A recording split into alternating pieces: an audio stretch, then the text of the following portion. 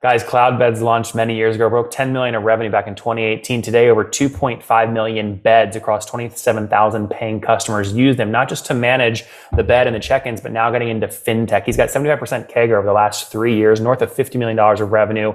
He says, quote, easily $100 million next year. We'll see what happens. Hey folks, my guest today is Adam Harris. He's the co-founder and CEO of Cloudbeds, a global leader in technology that unifies hospitality with one platform. They raised $250 million of venture capital and earned numerous awards, including America's Best Startup Employers, Inc.'s Best Workplaces, and EY Entrepreneur of the Year. Adam, you ready to take us to the top? I love it. Thanks for having me. Well, it's good to be back. I know we had a nice conversation back in 2021. What's the big update since then? None of us obviously predicted the market would do what it's doing. Interest rates up 7%. How's this impacting Cloudbeds? Fortunately enough, travel's been pretty much revenge travel ever since lockdown. So we've seen tremendous amount of surge for individuals wanting to take that once in a lifetime trip. Unfortunately, I think the economy's catching up a little bit, and 2024 will be a really telling time, especially during the winter period for all those in the Northern Hemisphere. But look, it has been one of those couple years for the records in many different capabilities. But the thing that I think I'm most excited about is the digitalization curve is starting to catch up in favor, and the industry is starting to catch up to what the consumer is looking for, and that's a good thing for our industry, and more importantly, that's really good for the consumer like us traveling around. Well, look, for folks that didn't catch, and I forget the history. We actually talked in 2018 and 2021 and now today. But for folks that missed those first two episodes, I feel like our 2018 conversation was I can't really say this, but back when you were a baby at only quote only $10 million of ARR. But for folks that missed those episodes, who is Cloudbeds selling to today? What do you guys do? Yes, absolutely. So the best way to think about it is hoteliers around the world run their entire businesses on software. And that tech stack predominantly has been 18 different systems that are interjoined. Back in the day, it was serialized cables on premise. Now it's all in the cloud, but it's still disjointed and too many different systems connecting to one another. Cloudbeds slides a box across the table and say, hey, everything in that runs your business more effectively. And so we take the day-to-day operational side of running a hotel in a much more modern capability. We do it in 157 markets across 2.5 million beds in this world now. We're the category leader for independent hoteliers. And man, that's been a long time ago when we were 10 million in ARR, and we've definitely grown since. We're 757 people in 41 countries around the world now, and it's been quite the journey. 757. Sure. How many people, I imagine, might hear this and go, is this like how much engineering is really needed here? But 757 people, how many are engineers? Almost a third of them are product and engineering. Yeah. So we spend a lot of time and energy on R&D. Nathan, just to bring us back to 2018, we were only 40 people then. Oh, what's going on there, YouTube? Good to see you guys. Now imagine this. You love watching these interviews with SaaS founders, but imagine if we took all of the valuation data out from over 2,807 interviews I've done manually. Saves you a lot of time. Well, we've done this. We've built it into the beautiful interface inside of FounderPath. Check this out. I'll show you how you can access this in a second, but you log in, you connect your Stripe account, you see your valuation real time, you can see what it changed over the past 88 days, and even set goals for valuation this year. Now, the secret to valuation is there's many different ways to value a SaaS business. So the reason you're going to see 3 or 4 different valuations inside of your FounderPath dashboard, this is all free by the way, is because depending on who's doing the buying of your SaaS company, you're going to get a different valuation. A VC is going to pay a different valuation. Private equity firm is different. If you're going to do a minority sale, that's different. And if you sell the whole business, that's a different valuation. You can see all those when I hover over here. Right, so the teal is what a VC would pay, yellow is what private equity, and red is if you sold the whole thing outright. Now, what's cool about this is not built off random data. Again, you guys hear these interviews on YouTube. All these data are built from real-time valuation data points founders share with us on the show. So traction, 1.2 million, seed round, 3.7 raise, they sold 22% of their business. Go in here and filter by the event. Maybe you only want to see companies that have sold the whole business. Well, here are a bunch that have been acquired, the valuation and the multiple. Maybe you're going out right now and you're raising your seed round. Well, go in here and look at all this recent seed deals that went down, what they raised, what valuation they raised at, and what percent that they sold. There's never been a larger data set of SaaS valuations than what you can get now inside of FounderPath, and we're thrilled to bring it to you. All right, we're going to go back to the YouTube video here in a second, but if you want to check this tool out, if you want to jump in and sign up, you can check it out for free to get your valuation at this link, founderpath.com/products/valuations. Or if you go to founderpath.com and hover over products, click on get your valuation here, and go ahead and sign up to give it a whirl. Again, all that valuation data live right inside the platform. I hope to see you there. All right, let's jump back into the interview. It's incredible. It's incredible, the growth curve there. So 757, 250 engineers. Now, I guess when you say 2.5 million beds, what's the, like, I'm not quite sure the right way to ask this question, but if you talk about like a building, right, and there's 20 beds in one building, my question I'm trying to ask is how many buildings do you serve today, right? What's the right way to ask that question? Yeah, it's different because sometimes you'll have a one unit, right? I might have a short-term rental that I'm powering, and that short-term rental might be in a building of many short-term rentals. But the way I look at it is, we have roughly 20,000 building entities around the world that are powered off our software, give or take every single day. Some of that's seasonal, but yeah, it's quite the story for sure. So what is that up from? So if you're doing 2.5 million beds today, where were you, call it, a year ago? Oh man, that's a great question. I don't know that off the top of my head. Or what would you, maybe you don't use that, maybe it's not number of beds, but what would you say growth rate has been at Cloudbeds the past 12 months?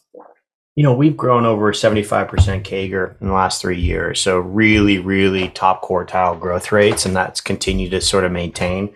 Knowing what the publicly traded SaaS analogs are, we're better and faster than all of them. And we're doing that at scale. So no slowing down from our business, but we also have a dark night in that story. We are a fintech company just as much as we're a SaaS company. We've seen tremendous amount of acceleration in the ability for us to bring in financial products into our capabilities. So imagine every reservation that runs through a hotel, we can also do all the capturing of that revenue through credit cards and wallet type transactions, and we handle all that. So what year was fintech introduced officially? Fintech was introduced in our first market 18 months ago, now in 30 markets within the last 3 weeks. So big, rapid expansion this past 6 months. And what's the opportunity that you see there? If you process 5 billion of GMV, you're keeping 1%, or what's the revenue upside or potential?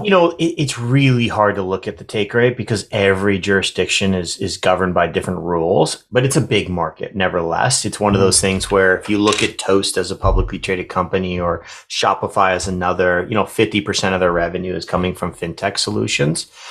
I look at it as probably something similar. Right now, it's less than 20% of our overall revenue, but it's fast growing. It's multiple 100% year over year growth rates in that sector. The thing that I like about it is it's incredibly sticky, right? Every hotel in the world needs to capture revenue on behalf of their guest. And if we can do that in a much more efficient way, pre-arrival, during stay, create micro transaction opportunities, it actually drives more revenue for our hotel. Increase a lot of opportunity for them. And so we're just pleased that we're part of that storyline. And the more and more we do, the more and more we're going to give back to the hotel over time. But yeah, we do over $10 billion in GMV just in reservations within the key markets that we serve. Obviously, it's a much bigger number as you think about all the markets we serve. But that's a big opportunity for us to take a little sliver of value. Now, when you say you sit on 10 billion of GMV, does that mean you're so close to it you can count it up and add it, or that's the GMV that you're also taking some economics on? In other words, they've installed your flow, your fintech products. No, so we see it, we touch it, okay. we see those reservations flowing through us. It might be in a jurisdiction that introducing a payment processing capability is limited to a local entity. So I'll give you an example. In Costa Rica, for example, you need to be a licensed business to take processing. You can't be a third party. So there's ramifications of different jurisdictions around the world. And so we partner in some markets and then we underwrite in others. In the US, Canada, Europe, Australia, New Zealand, we actually underwrite it. And now we've expanded that underwriting ability into other markets as well. So I'm very excited about that. Yeah. No, it's extremely interesting. I mean, so 10 billion of GMV across 2.5 million beds. That means each bed average annualized GMV is something like $4,000, something like that. Is that right? Yeah, it's a great way of thinking about it. It doesn't necessarily always equate to something that's simple because not every hotel takes a lot of credit cards. Sometimes it's cash. So there's actually different sort of money flow. Part of the world is only wallet specific. Asia would be one of those examples. Some of them are doing it on installment, like Latin America. That's super popular. Now we see Klarna and Affirm becoming popular in the US. So even though it's really, really big, it never sort of works out to be, let's just do the 1% number and feel really good about it. I would love to be part of that 1% magic number, but I don't think that's going to be the case. But nevertheless, there is money there, but really there's money to serve our customer with. We can bring value back. And the reality of this is there's too many intermediaries with their hands out. Our property opportunity. So the TAM that we service today, or I guess a SAM that we service today, spends about $87 billion a year in intermediary fees. $87 billion a year is what our SAMs hand over to someone else for providing value in this industry. I want to fight. And what percent of that is total of total SAM GMV? Oh, I mean, it is probably 15 to 20% of the total SAM GMV, right? Okay, got it. So 80, So it's a big, so the travel industry is $1.5 trillion for lodging. It's massive, right? Yeah. But if Booking.com is doing 100 billion of that, Airbnb, Expedia are doing roughly 100 billion. You have this whole wholesaler, travel agent, intermediary. I mean, you can just keep adding it up and adding it up. Now Google's in that foray. So what we're trying to do is really fight back to bring more direct connection with our customer and that guest at the end of the day. Shave some of that 15 to 20% commissionable rate and put that back in the properties. So I think, there's a lot of ways to make money on fintech when you sit close to payment flows. The an example you just gave was travel folks or Expedia, which obviously if Expedia helps you find a hotel, they're going to take something from the hotel in exchange for giving the hotel that lead. Just to be clear, you're helping a short-term rental in Austin, Texas, potentially find a lead to rent their house for next Thursday and Friday. Is that what you're saying? Yeah, less short-term rental, more hotel. But let's say a hotel has an open bed. We're trying to find that guest directly and bring them to the property owner. How do you do that? Because if I go to cloudbeds.com, I just see software. Like, what's your equivalent of Expedia.com? We don't have the equivalent. So what we do is we feed it into various sources. So for example, 62% of all origination of travel these days is happening through social media influence. Okay. So using ads, very targeted ads, that are automated using generative AI, we can place an advertisement in front of a search population that's looking for a property. That could be event specific. That could be, I'm just looking for a property in Costa Rica. It's called our Amplify solution. So we're not a brand. We're not a place that you go. We are just originating the way to reach the guest and then sending them right back to our booking engine experiences or landing pages that we create on behalf of the property, help them transact. And we take a very tiny sliver of that in comparison to what what Expedia or Booking.com would charge at 20%. What's tiny? I'm sure you don't want to give an exact number. What's a range? Like under 5%? Under 5%, yeah. Oh, wow. So we're not trying to nickel and dime. Right? We believe that there's value there. The best part about it is the ROAS on all of that dollars spent with us is in the teens in terms of multiple return on their money spent. So like giving a 13x return on every dollar they spend with us is beautiful. Mm-hmm. We want to do more of that. I would love to find a money manager who I could give them $1 and they could give me $13 back consistently, right? But so we figured that out. We have various ways that we're doing that in an automated manner. We're going to expand that. So that's our new product that's out. Yeah. What dollar volume of like hotel bookings will you drive through that funnel you just articulated, the ad to the landing page? I mean, will that be 1 million this year, 500 million, 1 billion? Our hope is to do 1 billion next year through that. Okay. But we're doing millions of dollars a day now. So it's really exciting. Okay. So billion next year, if you want that to grow 200% year over year, that means you think this year maybe you'll do 150, 200 million in bookings to your clients through this engine platform.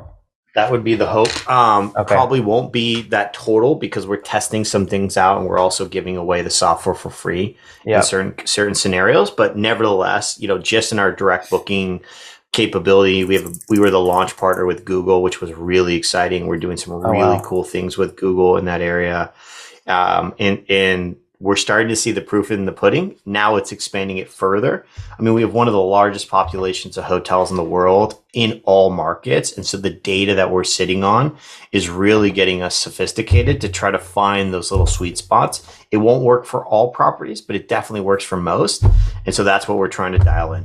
Yeah, no, there's when you sit close to payment flows, there's so many ways you can help the end customer. So this is one thing you're testing. I mean, but I think to something that, I mean, you read Square's, right, 10Ks and 10Qs, and you read about how much they're doing on their lending platform. You're uniquely positioned to protect future cash flows on any short-term rental. 100%. Why not launch a lending company and make 10 points of spread?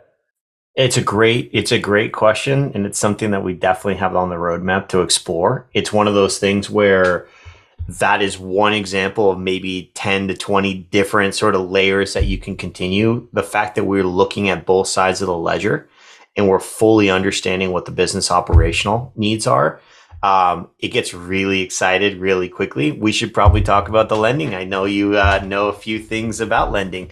Well, I think the reason and the thing that I struggle with the most at FounderPath is actually sequencing. When you sit on so much data, the hard problem is not like, I didn't just give you some brand new idea you never thought of, about that idea, but the hard part and who wins marketplaces, it's actually what do you decide to launch first, second, third. So it sounds like you launched this direct booking capability first. There's a reason you did that. Like, I'm curious how you think about sequencing. What's number 2, what's number 3, and why the order? Yeah, so when payments first, so that we could capture the actual transaction on the micro level, it then went, can we drive more to those same channels? Now it is, that's direct booking. That's direct booking. Can we now further that and bring more micro transactions during the stay to enrich the opportunity to build more revenue capacity for the hotel? What does that mean? Like, I buy the Snickers bar in the lobby. Yeah, exactly. And to get you to go buy the Snickers bar in the lobby, or to upsell you during your during your pre-arrival flow, or to say, hey, how are we doing? Oh, by the way, Nathan, what are some interests that you have around the area? So think about the side of a business, right? You have the business side of a hotel, and then you have the art. The art is the experience that you feel when you're staying at a hotel. The business side is just the check-in, the collection of payments, doing the accounting and all that fiscalization. So what we believe is there's 2 sides that we have to do incredibly well. Now, what I want to do is bring you to the product of a market. And a product of the market is all the things that sit around the property. Mm-hmm. And that is very, very micro transaction heavy. There are many events where you're like, damn it, I wish I could just get a Snickers bar right now. Yep. Well, hey, if I can just text the application, which I power, and go, hey, front desk, I'd love a Snickers bar. Can you run it to room 108? They'll be like, hey, Nathan, no problem. Let me run you Snickers. Do you want a Pepsi also? And you're like, yeah, no, that sounds good. Plus, why don't you send up 2 bottles of water? They just created transactions, whereas most times the guest is actually leaving property to go get those things. Yeah. And so they're losing it out, and the 7-Eleven down the street is taking that transaction value. So we're trying to bring that full circle in, but I agree with you. Fintech loans, payroll capability. Like, yes. I have employees logging in and logging out of our application. We're time tracking them every single day, extending that into the ability to just, hey, do you want us to do their payroll? Now, I'm not trying to be a payroll company. However, I sit on a lot of data to enable that payroll capacity. Now, doing that in 41 different markets around the world is incredibly challenging. So this always begins to be, let's look at the tip of the spear. Where's markets that we can make sense of it, slowly roll things out. But right now, we're just trying to roll out universal products that benefit the largest population of hotels. Yep. 2018, you told me 9,000 customers. 2021, I think you got up to 22,000 is what you told me. How would you define and how many customers would you say you serve today? Yeah, north of 27,000. So really good growth curve. We've changed our customer. Our customer's gotten a lot bigger, which we're really excited about. So you had a $93 ARPU in 2021. Would you say that's more than doubled? $93 per month per customer on average. significantly. Yeah. And that's doubled because all I mean, I'm looking now at your drop down. You offer way more products than you used to. That's right. We are a full platform. The platform is incredibly extendable. We have upsell capability these days, and then we also have a marketplace of 400 different partners that can be introduced into the equation. So this is a best in class platform these days. It's quite fun to see. What year do you think you'll break $100 million run rate? Can it be next year? Very much so. That feels like a comfortable goal or a stretch goal for next year? Easy. Interesting. Easy. And where are you guys at today? Oh, I can't say that right now for a couple reasons, but we are very close to that magic number that you just talked about. Can you say you're north? You told me this via email, but I don't want to say it because you didn't give me permission. Can you say what you're north of today? Why don't you give me some ranges and I'll nod. Are you north of 50 million today? Very much so. There we go. Okay, so we'll see what happens as you move into next year. Adam, let's wrap up here with the famous five. Number one, favorite book? Atomic Habits. Number two, is there a CEO you're following or studying? Ooh, right now, yikes. Jeff Weiner still, but he's not a CEO anymore. That's okay. Still a good leader. Number three, favorite online tool for building Cloudbeds? Favorite online tool for building Cloudbeds? It's something you use a lot just to run the business. I'm really having a blast with ChatGPT, OpenAI. Yep. Number four, how many hours of sleep do you get every night? 7. And situation, married, single, kids? Married, 2 kids under 4. So brutal guy. Period of time. Busy guy. All right, Adam. I got a teenager Cloudbeds. How old are you? I'm 42. Last question. Something you wish you knew when you were 20. Oh my God. There's 2 sides of the coin. Yeah. So either do or you don't. Either way, you're right. And so it's better to be doing. I love that. Guys, Cloudbeds launched many years ago, broke 10 million in revenue back in 2018. Today, over 2.5 million beds across 27,000 paying customers use them, not just to manage the bed and the check-ins, but now getting into fintech. He's got 75% CAGR over the last 3 years, north of $50 million of revenue. He says, quote, easily $100 million next year. We'll see what happens. Adam, thank you for taking us to the top. One more thing before you go. We have a brand new show every Thursday at 1 p.m. Central. It's called Shark Tank for SaaS. We call it Deal or Bust. One founder comes on, 3 hungry buyers. They try and do a deal live, and the founder shares back-end dashboards, their expenses, their revenue, ARPU, CAC, LTV, you name it, they share it. And the buyers try and make a deal live. It is fun to watch every Thursday, 1 p.m. Central. Additionally, remember, these recorded founder interviews go live. We release them here on YouTube every day at 2 p.m. Central. To make sure you don't miss any of that, make sure you click the subscribe button below here on YouTube, the big red button, and then click the little bell notification to make sure you get notifications when we do go live. I wouldn't want you to miss breaking news in the SaaS world, whether it's an acquisition, a big fundraise, a big sale, a big profitability statement, or something else. I don't want you to miss it. Additionally, if you want to take this conversation deeper and further, we have by far the largest private Slack community for B2B SaaS founders. You want to get in there. We've probably talked about your tool if you're running a company or your firm if you're investing. You can go in there and quickly search and see what people are saying. Sign up for that at nathanlatka.com/Slack. In the meantime, I'm hanging out with you here on YouTube. I'll be in the comments for the next 30 minutes. Feel free to let me know what you thought about this episode. And if you enjoyed it, click the thumbs up. We get a lot of haters that are mad at how aggressive I am on these shows, but I do it so that we can all learn. We have to counter those people. We got to push them away. Click the thumbs up below to counter them and know that I appreciate your guys' support. All right, I'll be in the comments. See ya.